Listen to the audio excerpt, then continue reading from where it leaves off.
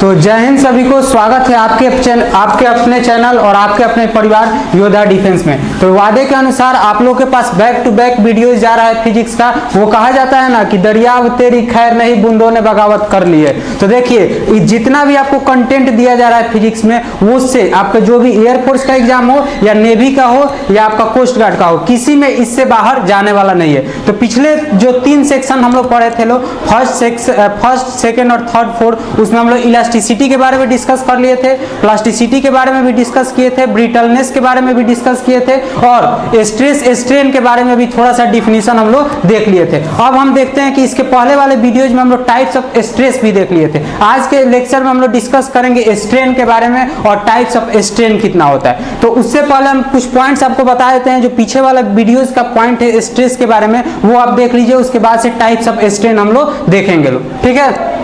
तो चलिए देखते हैं पहला। तो नोट में आपको बता दे रहे हैं कि हमेशा देता है कि नोट में कि कंप्रेसिव स्ट्रेस और टेंसाइल स्ट्रेस के बारे में आपको बताए थे कि लॉन्गिट्यूडनल स्ट्रेस के 2 टाइप्स कौन कौन सा, एक कंप्रेसिव स्ट्रेस और दूसरा टेंसाइल स्ट्रेस। कंप्रेसिव स्ट्रेस में क्या होता था, तो कंप्रेसिव स्ट्रेस में किसी भी ऑब्जेक्ट का जो लेंथ था वो घट रहा था। सपोज कीजिए कि आप फोम लिए, कोई एक फोम ले रहे थे, तो जब मान लीजिए कि यहाँ से कोई फोम ले लिए हैं, ठीक है, इसको अटैच कीजिए किसी बॉडी, मतलब इस बॉडी को अटैच किए, हिंच किए हैं, किसी पॉइंट से फिक्स किए हैं। तो जब इसमें से एक्सटर्नल स्ट्रेस लगाइएगा, यहाँ से कोई फोर्स लगाइएगा, तो इसका लेंथ में क्या होगा, डिक्रीज होगा। लेंथ डिक्रीज करता है, वैसे स्ट्रेस को क्या कहा जाता है जी, तो कंप्रेसिव स्ट्रेस कहा जाता है। जबकि टेंसाइल स्ट्रेस किसको कहा जाता है, जिसमें एक्सटर्नल, अगर मान लीजिए कि यहाँ से आप अगर इधर फोर्स लगा रहे हैं, इधर फोर्स लगाएगा, जब इस रबर को फिक्स किए हैं और नीचे की तरफ फोर्स लगाए तो उसके लेंथ में क्या होगा, इंक्रीज होगा। लेंथ क्या होगा, इंक्रीज करेगा। तो वैसे स्ट्रेस, जिस स्ट्रेस के कारण किसी भी मटेरियल में लेंथ में इंक्रीजमेंट हो,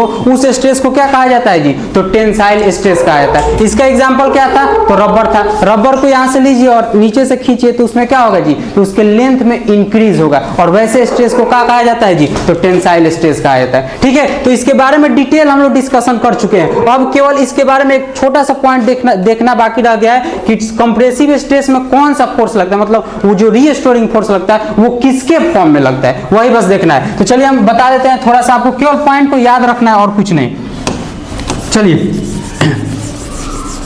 देखिए यहाँ पे सीधे नोट में आपको बता दिए कि कंप्रेसिव स्ट्रेस में इंटरमोलेकुलर रिपल्सन लगता है, जबकि टेंसाइल स्ट्रेस में इंटरमोलेकुलर अट्रैक्शन लगता है। इसका मतलब समझिए, जब कंप्रेसिव स्ट्रेस में आप नीचे से कोई स्ट्रेस दे रहे हैं तो यहाँ वाला जो जितने भी मोलिक्यूल्स होंगे, यहाँ पे छोटे छोटे, जानते हैं कोई भी मटेरियल होता है वो छोटे छोटे मोलिक्यूल्स या एटम से फॉर्म में बना रहता है, ठीक है। तो जब आप एक स्प्रिंग ही ले लीजिए, जब स्प्रिंग को आप अंदर की तरफ पुश करते हैं तो उसका जो प्रॉपर्टी होता है वो क्या होता है, वो उसको रोकता है, मतलब उसके पुश करने से, मतलब डिफॉर्मेशन में रोकता है। इसका मतलब क्या है, जो आपस में मॉलिक्यूल है वो आपस में रिपल्सन कर रहे हैं, मतलब दोनों आपस में एक दूसरे के दूर जाना चाहते थे, मतलब आप उसके शेप में डिफॉर्म कर रहे हैं लेकिन वो इसका विरोध करते हैं। तो अब क्या देखें कि कंप्रेसिव स्ट्रेस में इस तरह भी ऑब्जर्व कीजिएगा तो आपको क्या होगा, इंटर जो आपके मॉलिक्यूलर फॉर्म में होंगे वो मॉलिक्यूल्स आपस में क्या करेंगे, रिपल्सन करेंगे, उसका विरोध करेंगे, ठीक है। जबकि टेंसाइल स्ट्रेस में क्या होता है जी, इंटरमोलिकुलर अट्रैक्शन होता है। ये कैसे होता है, तो इसको समझ लीजिए।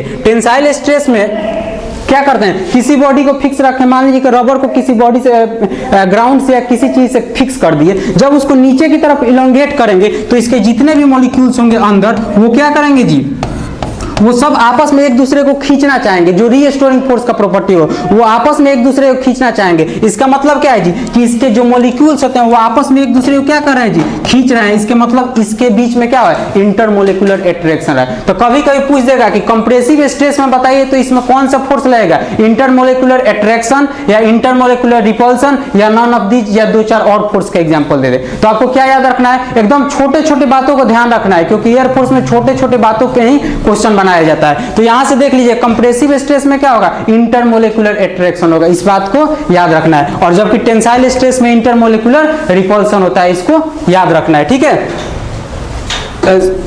कंप्रेसिव स्ट्रेस में इंटरमोलिकुलर रिपल्सन और टेंसाइल स्ट्रेस में इंटरमोलिकुलर अट्रैक्शन होता है। ठीक है, चलिए अब नेक्स्ट स्लाइड में अब हम स्ट्रेन जानते हैं और टाइप्स ऑफ स्ट्रेन जानेंगे। तो इसका स्क्रीनशॉट आप ले लीजिए, उसके बाद हम देख लेंगे क्या कि स्ट्रेन क्या होता है और टाइप्स ऑफ स्ट्रेन देख लेते हैं। तो देखिए स्ट्रेन के बारे में बताए थे कि स्ट्रेन जो होता है वो क्या होता है, change in size of body by original size होता है। मतलब किसी भी बॉडी के साइज में जो चेंज होता है और उसके बट्टे में मतलब फ्रैक्शन में ओरिजिनल साइज से अगर डिवाइड कर लेते हैं तो हम लोग को क्या निकल जाता है जी, तो स्ट्रेन निकल जाता है। ठीक है, तो देखिए स्ट्रेन कितने टाइप्स के होते हैं, तो स्ट्रेन भी 3 टाइप्स के होते हैं। जिस तरह आप पढ़े कि स्ट्रेस कितने टाइप्स के होते थे, 3 टाइप्स के होते थे, वैसे ही स्ट्रेन भी कितने टाइप्स के होंगे, 3 टाइप्स के होंगे। जिसको पहले को कहिएगा लॉन्गिट्यूडनल स्ट्रेस मतलब स्ट्रेन, फिर दूसरे को शियरिंग स्ट्रेन और तीसरे को वॉल्यूम स्ट्रेन कहेंगे या वॉल्यूमेट्रिक स्ट्रेन कहेंगे। इसका एक और नाम है जिसको हाइड्रोलिक स्ट्रेन कहा जाता है। ठीक है, और इसका भी क्या कहते हैं, लॉन्गिट्यूडनल स्ट्रेन को क्या कहा जाता है, लीनियर स्ट्रेन भी कहा जाता है। लीनियर क्यों,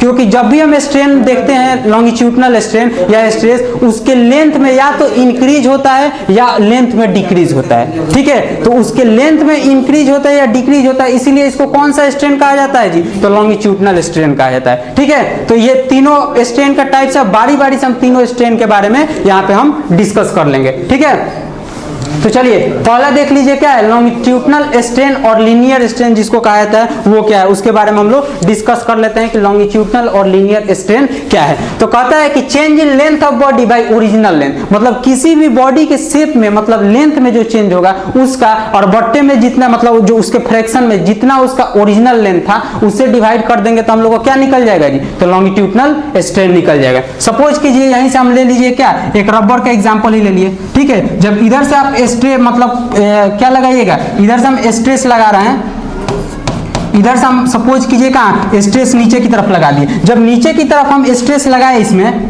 तो इसके लेंथ में क्या होगा, इंक्रीज होगा। मतलब अब इसका लेंथ पहले कितना था, पहले इसका लेंथ हुआ करता था सपोज कीजिए कि कितना 5 सेंटीमीटर हुआ करता था। ठीक है, तो इसके लेंथ में क्या हुआ, अब इंक्रीज हो गया और कितना हो गया जी, ये 8 सेंटीमीटर हो गया। ठीक है, और यहाँ पे ये कितना था जी, तो 5 सेंटीमीटर का था। तो जब इसके लेंथ में क्या होगा, इंक्रीज हो गया, तो अब इसका स्ट्रेन को किस तरह से डिफाइन करेंगे, तो देखिए लॉन्गिट्यूडनल स्ट्रेन को मैथमेटिकल फॉर्म में किस तरह से, फ्रैक्शन फॉर्म में किस तरह से लिखा जाता है। तो लॉन्गिट्यूडनल स्ट्रेन को यहाँ पे लिख दे, लॉन्गिट्यूडनल स्ट्रेन, देखिए लॉन्गिट्यूडनल स्ट्रेन को हम लोग देख लेते हैं कि किस तरह से इसको लिखा जाए। तो लॉन्गिट्यूडनल स्ट्रेन इक्वल टू क्या होगा, तो डेल एल मतलब चेंज इन लेंथ और बट्टा में क्या हो जाएगी, ओरिजिनल लेंथ। तो अब एक बात बताइए ना, यहीं पे आप देखिए कि चेंज इन लेंथ जो होगा यहाँ पे कितना होगा, तो यहाँ पे था कितना 5 सेंटीमीटर, यहाँ पे हो गया 8 सेंटीमीटर। तो पहला लेंथ था 5 सेंटीमीटर और दूसरा लेंथ था 8 सेंटीमीटर। तो डेल एल मतलब दोनों के लेंथ में बदलाव कितना हुआ, चेंज कितना हुआ, तो L2 माइनस L1 कर देंगे, मतलब 8 में से 5 घटा देंगे तो कितना बचेगा जी, तो 3 बचेगा। तो इसका यहाँ पे अगर कहा जाए कि लॉन्गिट्यूडनल स्ट्रेन निकालिएगा तो कितना हो जाएगा जी, तो ये कितना होगा, तो ये हो जाएगा आपका कितना, चेंज इन लेंथ कितना है 3 और ओरिजिनल लेंथ इसका कितना था, 5। तो ये क्या होगा, ऐसा ही आपको लॉन्गिट्यूडनल स्ट्रेन को याद रखना पड़ेगा कि लॉन्गिट्यूडनल स्ट्रेन क्या होता है जी, लेंथ में चेंज। यहाँ पे देखिए क्या लिखा है, चेंज इन लेंथ, और यहाँ पे भी चेंज इन लेंथ ही हम लिखे थे कि डेल एल, अगर मान लीजिए यहाँ पर लॉन्गिट्यूडनल स्ट्रेन को आपको डिफाइन करना हो तो डेल एल और बाई एल, इसका मतलब क्या है, change in length. Change in length मतलब लेंथ में या तो इंक्रीज भी हो सकता है या डिक्रीज भी हो सकता है, समझे, इसीलिए यहाँ पे क्या लिखे हैं, डेल लिखे हैं। अगर यहीं पे इसको कंप्रेस करते तो 5 सेंटीमीटर से हो सकता था कि 3 सेंटीमीटर का हो जाता, तब यहाँ पे क्या डिफाइन करते, तो 5 में से 3 गया कितना 2 और 2 बटा कितना कर देते 5 कर देते तो निकल जाता। तो लॉन्गिट्यूडनल, जिस तरह लॉन्गिट्यूडनल स्ट्रेस का 2 टाइप्स था, वैसे ही लॉन्गिट्यूडनल स्ट्रेन में भी क्या हो सकता है जी, 2 हो सकता है, एक जिसमें इंक्रीज होता है और एक जिसमें डिक्रीज होता है। ठीक है, तो ये हो गया क्या लॉन्गिट्यूडनल स्ट्रेस के बारे में, लॉन्गिट्यूडनल स्ट्रेन के बारे में। अब देखिए ये इसमें एक पॉइंट याद रखना है कि लॉन्गिट्यूडनल स्ट्रेन जो भी होते हैं वो केवल सॉलिड में पॉसिबल होते हैं।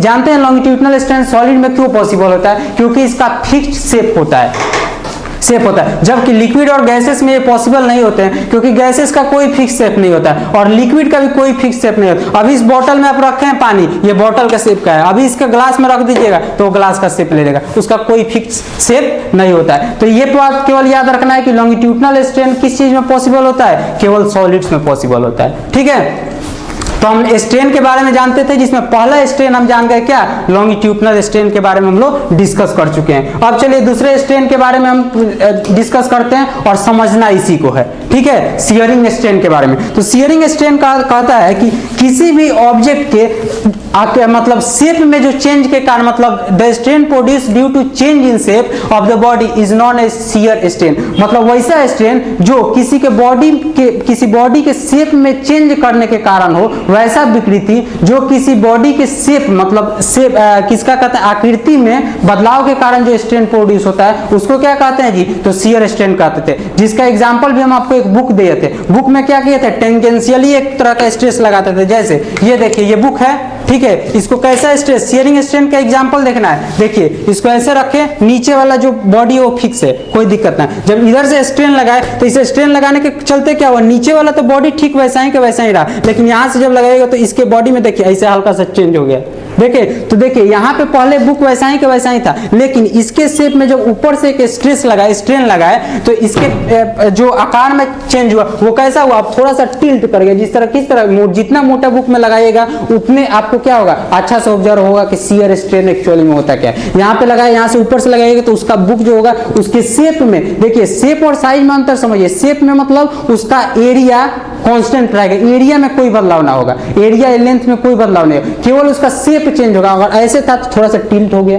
तो देखिए यहाँ पे पहले बुक ऐसा था, लेकिन ऊपर से जब फोर्स लगाए तो इसका क्या हुआ, थोड़ा सा बॉडी जो होगा टिल्ट हो गया। अब बताइए ना, इसी शियर स्ट्रेस को टेंजेंशियल स्ट्रेन भी कहा जाता है। शियर स्ट्रेन को टेंजेंशियल स्ट्रेन भी कहा जाता है। और क्यों, अगर इसमें स्ट्रेन निकालना होता कैसे निकालेंगे, तो देखिए पहले ये शेप ऐसे था, शियर स्ट्रेस लगाने के बाद ये शेप ऐसे में चेंज हो गया, ठीक है। तो हम सपोज करते हैं कि ये वाला जो एंगल है वो क्या है जी, तो थीटा एंगल है, थीटा एंगल है। और ये अपने जगह से वास्तव जो इसका प्लेस था उससे x मीटर मतलब x डिस्टेंस क्या हो गया, अपने ओरिजिनल शेप से मतलब जगह से वो डिस्प्लेस हो गया, ठीक है। और ये ओरिजिनल इसका जो इधर वाला लेंथ था वो l था। तो अब बताइए ना, इसका जो निकालना होगा स्ट्रेन, शियर स्ट्रेन निकालना होगा, तो उसको कैसे निकालेंगे, तो tan थीटा ले लेंगे। tan थीटा निकालेंगे तो tan थीटा टू क्या होता है जी, तो P बाई बी, ठीक है। तो थीटा के अपोजिट साइड वाला क्या होता है, थीटा के जस्ट जो सामने रहता है उसको क्या कहते हैं, P परपेंडिकुलर होता है, और जो थीटा के साथ रहता है उसको बेस कर देते हैं। तो tan थीटा निकाल दीजिएगा जी P बाई बी, तो देख लीजिए कैसे निकलेगा। tan थीटा यहाँ पे लिए तो x बाई एल हो गया, और ये क्या हो गया, यही आपका क्या होगा, शियर स्ट्रेन होगा, ठीक है। शियर स्ट्रेन किस तरह से निकला, tan थीटा निकाल दिए तो x बाई एल करके शियर स्ट्रेन निकल गया। लेकिन यहाँ पे देखिए, आप मैथ में पढ़े होंगे ट्रिगो चैप्टर में कि स्ट्रेन मतलब जो tan थीटा हो, अगर मान लीजिए थीटा बहुत छोटा हो, थीटा इज वेरी स्मॉल, तो जब ये आपको नोट में भी पढ़ाया होगा कि जब थीटा बहुत छोटा हो मतलब चेंज बहुत छोटा हो, तो tan theta is approximately equal to theta. मतलब tan थीटा होता है वो लगभग किसके बराबर होता है जी, तो थीटा के बराबर होता है। तो इसको और डिफाइन कर ले, चलिए इसको और डिफाइन कर लेते हैं अच्छा से। तो देखिए for theta is equal to 0, एक बात बताइए, इसमें जो चेंज हुआ आपको दिखा कि बहुत ज्यादा चेंज है। यहाँ से देखिए, यहाँ से ये वाला शेप था, ये वाला शेप था, तो इसके शेप में क्या हुआ, बहुत हल्का सा चेंज हुआ। जैसे यहाँ से हम स्ट्रेस लगाए तो ये हल्का सा चेंज हुआ, मतलब यहाँ से ये वाला शेप जो था वो हल्का सा चेंज हुआ। इसका मतलब क्या है, थीटा बहुत छोटा बदल रहा है, ठीक है। तो थीटा जब बहुत छोटा बदलेगा तो उसका tan थीटा का जो वैल्यू लेंगे वो क्या होगा, tan थीटा जब बहुत छोटा होता है तो उसका अप्रोक्सीमेटली वैल्यू किसके बराबर होता है, तो थीटा के बराबर होता है, ये आप जानते होंगे। तो देखिए थीटा में कितना चेंज हुआ, बहुत छोटा हुआ। तो फॉर थीटा टेंड्स टू 0, जब थीटा बहुत स्मॉल हो, बहुत छोटा हो, तो जब तब क्या होता है, तब tan थीटा जो होता है वो किसके बराबर होता है जी, अप्रोक्सीमेटली इक्वल टू थीटा होता है। तो अब स्ट्रेन को अगर डिफाइन करना हो, शियर स्ट्रेन को, तो हम डिफाइन कर सकते हैं यहाँ पे। तो अब शियर स्ट्रेन को अगर आपको डिफाइन करना हो तो यहां से आप निकाल सकते हैं क्या, शियर स्ट्रेन। तो देखिए tan theta approximately equal to theta था, तो अब tan थीटा की जगह हम क्या लिखेंगे, तो थीटा लिखेंगे, ठीक है। क्यों, क्योंकि जब थीटा बहुत छोटा होता है तो tan थीटा थीटा के बराबर होता है, तो tan थीटा की जगह क्या लिख सकते हैं, थीटा लिख सकते हैं। तो चलिए हम tan थीटा की जगह क्या लिख देते हैं जी, तो थीटा लिख देते हैं। तो देखिए अब जो थीटा आएगा, tan थीटा आएगा वो थीटा के बराबर आएगा, और वो कितना आएगा जी, तो x बाई एल होगा। तो शियर स्ट्रेन क्या होता है जी, तो theta equal to x by L, और यही होता है क्या, शियर स्ट्रेन। तो आपको क्या क्या समझ में आ गया, लॉन्गिट्यूडनल स्ट्रेन आपको समझा दिए, शियरिंग स्ट्रेन भी आपको समझा दिए। अब चलिए नेक्स्ट आपको लास्ट वाला जो बचा वो क्या है जी, तो शियरिंग स्ट्रेन हो गया। अब हम देखेंगे क्या, तो वॉल्यूमेट्रिक स्ट्रेन देखेंगे कि वॉल्यूमेट्रिक स्ट्रेन एक्चुअली में जो है वो क्या है। ठीक है। शियरिंग स्ट्रेन के बारे में एक चीज याद रखिएगा कि शियरिंग स्ट्रेन जो होता है वो भी किसमें पॉसिबल होता है जी, तो जो बॉडी सॉलिड का होता है उसी में शियरिंग स्ट्रेन भी पॉसिबल होता है। एकदम छोटा छोटा वन लिनियर वन लाइन वाला पॉइंट याद रखिए, क्योंकि जहां यही सब कॉन्सेप्ट अगर छोड़िएगा तो सारा समझा हुआ बेकार हो जाएगा, समझे। तो एक एक जो पॉइंट लिखा जा रहा है, शियरिंग स्ट्रेन किसमें पॉसिबल होता है जी, तो सॉलिड में पॉसिबल होता है। ठीक है, अब चलिए लास्ट और सबसे जो लास्ट वाला जो स्ट्रेन बच गया वो क्या है जी, वॉल्यूम स्ट्रेन। इसको हाइड्रोलिक स्ट्रेन भी कहा जाता है, वॉल्यूमेट्रिक स्ट्रेन भी कहा जाता है, आयतन विकृति जिसको कहते हैं। चलिए इसको सिंपल से हम समझ लेते हैं। सपोज कीजिए कि एक बॉल है, बॉल का एग्जांपल हम आपको दिए थे जब डिफॉर्मिंग फोर्स बताए थे, तो एक बॉल में फोर्स लगा के हम आपको बताए थे कि डिफॉर्मिंग फोर्स एक्चुअली में होता क्या है। तो चलिए अब हम क्या देखते हैं यहाँ पे सपोज करते हैं कि एक बॉल है, बॉल वो वाला 10 रुपये वाला बॉल जो बड़ा वाला मिलता था, जिसमें अगर एक्सटर्नल स्ट्रेस लगाइएगा तो आराम से वो क्या हो, उसके शेप में चेंज हो जाए। ऐसा नहीं कि कोई थर्मोसेटिंग प्लास्टिक या प्लास्टिक का बॉल लीजिए जिसमें स्ट्रेस लगाए तो उसमें कोई चेंज ही ना हो। तो ऐसा शेप लीजिएगा जिसमें अगर स्ट्रेस लगाया जाए तो स्ट्रेस लगाया जाए तो उसमें कुछ ना कुछ उसके शेप में चेंज हो जाए। ठीक है, तो देखिए यहाँ पे कोई बॉल है, जब इसको ला करके कहाँ से, इसी बॉल को ला करके यहाँ पे रख दिए। यहाँ पे मतलब एक कंटेनर है जिसमें पानी रखा हुआ है, ये क्या है, ये कोई लिक्विड है।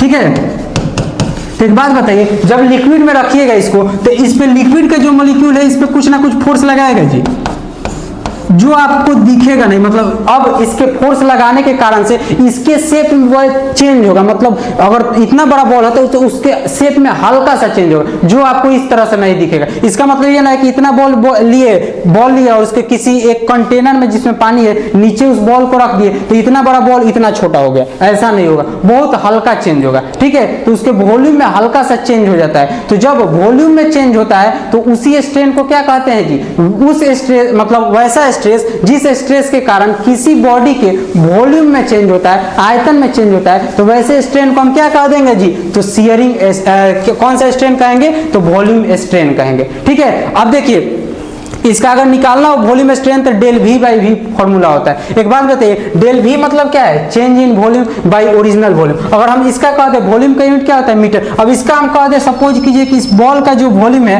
वो कितना है जी, तो इस बॉल का वॉल्यूम आपको सपोज कर लेते हैं कितना है, तो 10 मीटर क्यूब है।